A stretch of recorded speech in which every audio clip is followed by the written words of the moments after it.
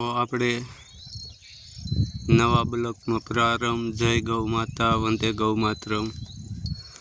આપણી ગાયો સવારમાં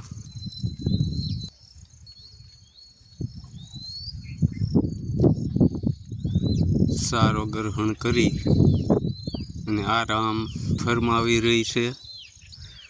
તો આજના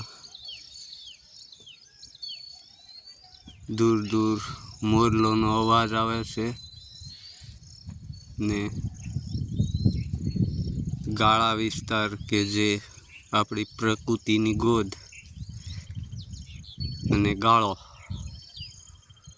તો આ સવારમાં સારો ગ્રહણ કરી અને આરામ કરી રહી છે ગૌ માતા.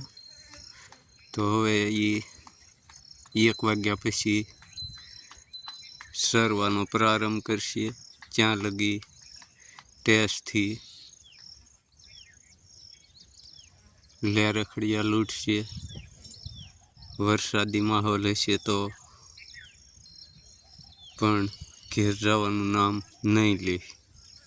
અને આ નિત્ય અને અનુકૂળ વાતાવરણ, શુદ્ધ અને શાંતિક અને પૌષ્ટિક આહાર એ આ આપણી ગાય માતા બતાવી રહ્યા છે કે હાવ શાંત સ્વભાવ અને એને અનુકૂળ એના જે કોઈ પણ અનુકૂળ રહે તે રીતનું આપણે આ પ્રકૃતિ, આને પ્રકૃતિ કહેવાય. અને આ જ આપણો નિત્ય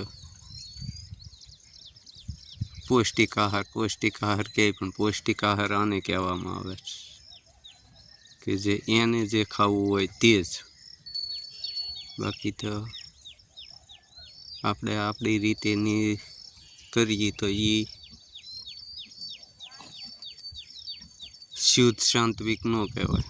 આ શુદ્ધ સાત્વિક કે પ્રકૃતિનું